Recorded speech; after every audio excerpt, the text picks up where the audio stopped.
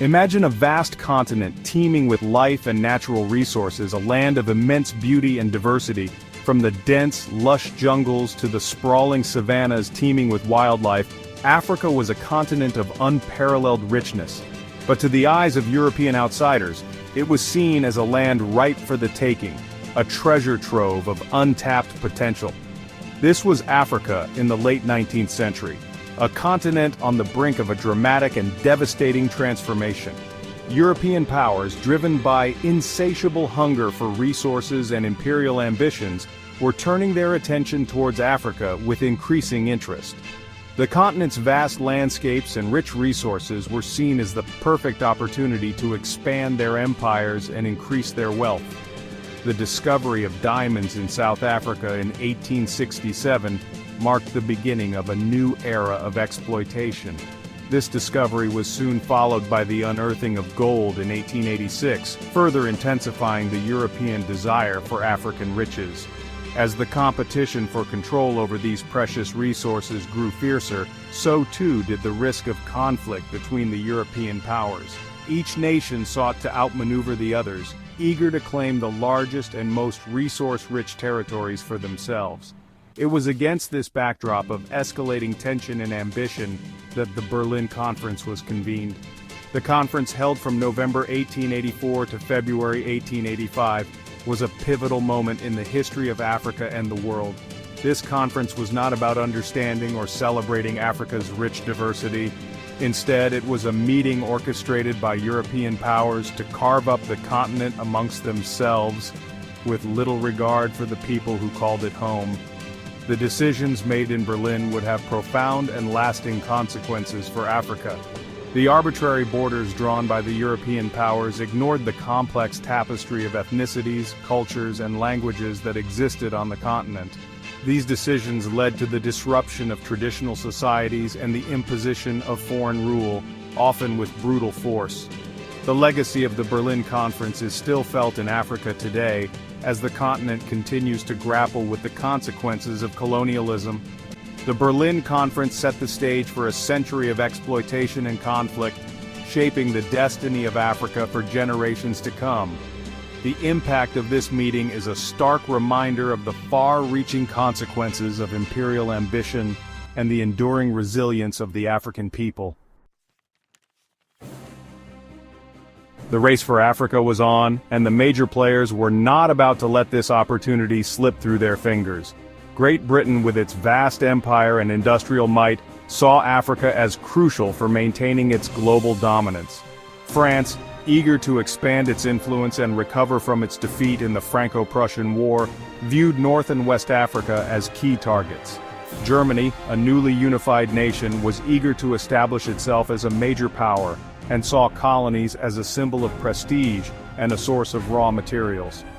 Belgium's King Leopold II, driven by personal greed, had already established his own private colony in the Congo, a region he would rule with brutality and ruthlessness.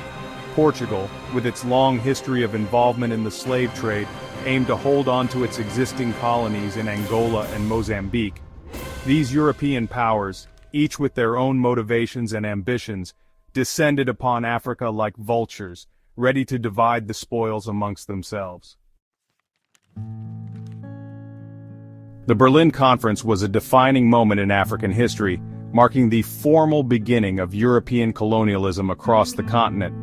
Held between 1884 and 1885, this conference set the stage for the systematic exploitation and division of Africa by European powers. The decisions made here would have long-lasting repercussions, shaping the political and social landscape of Africa for generations. This conference, organized by Otto von Bismarck of Germany, brought together 14 European nations and the United States. Bismarck, the German chancellor, aimed to establish rules for the colonization and trade in Africa, ensuring that Germany could secure its place among the imperial powers. The conference was a diplomatic maneuver to prevent conflict among European nations over African territories. Notably absent were any representatives from Africa itself. The indigenous peoples of Africa had no voice in the decisions that would drastically alter their lives. Their absence underscored the Eurocentric nature of the conference, where African lands and resources were treated as commodities to be divided and exploited.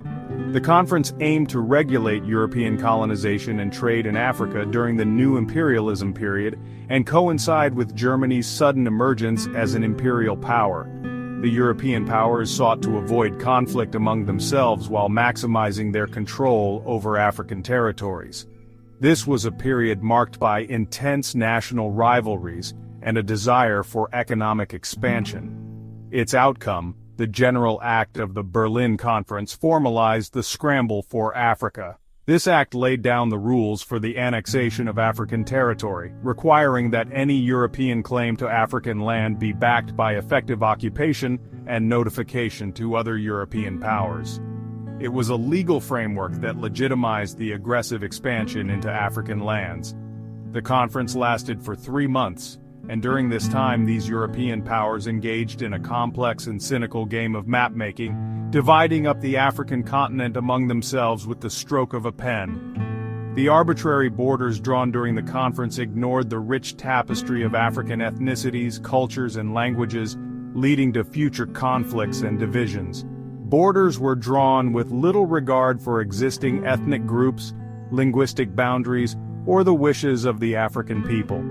The artificial boundaries created by the conference often split communities and forced together disparate groups, sowing seeds of discord that would later erupt into violence and civil wars. The result was a patchwork of European colonies, often geographically illogical and culturally insensitive, that would become a source of conflict and instability for decades to come.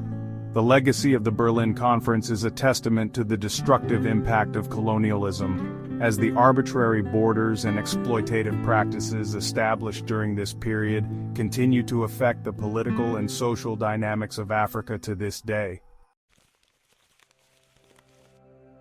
The Section 4, Dividing the Spoils, How Africa's Map Was Redrawn. The Berlin Conference, held between 1884 and 1885, resulted in a dramatically different map of Africa, one where European colonies replaced centuries-old empires and kingdoms. This conference, attended by major European powers, was convened to establish rules for the colonization and trade in Africa, effectively ignoring the sovereignty and rights of the indigenous populations. The decisions made during this conference would reshape the continent in ways that are still felt today. Vast swaths of land were carved up and distributed among the European powers, often with little regard for the people who lived there.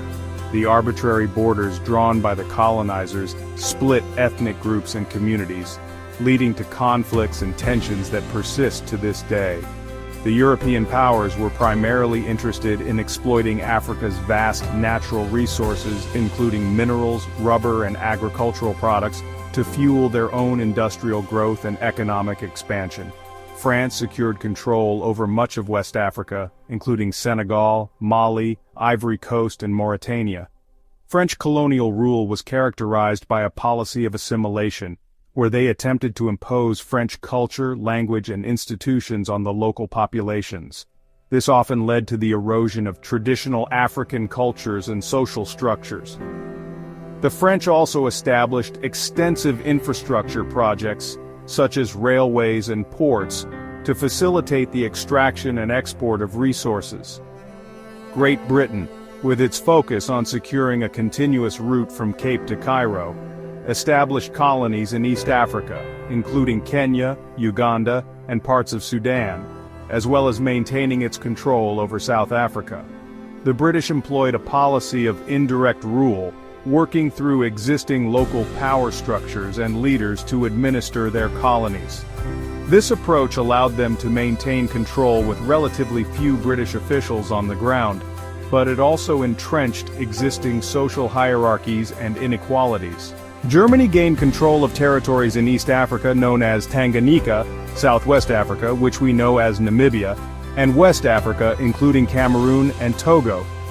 German colonial rule was often harsh and repressive, with brutal methods used to suppress resistance and exploit the local populations.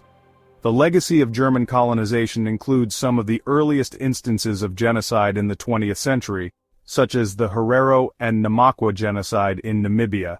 Belgium, under the brutal rule of King Leopold II, claimed the Congo Free State, a vast territory in Central Africa that would become a byword for colonial exploitation and violence. Leopold's regime in the Congo was marked by extreme brutality, with millions of Congolese people subjected to forced labor, mutilation, and death. The exploitation of rubber and other resources in the Congo generated immense wealth for Leopold and Belgium, but at an unimaginable human cost.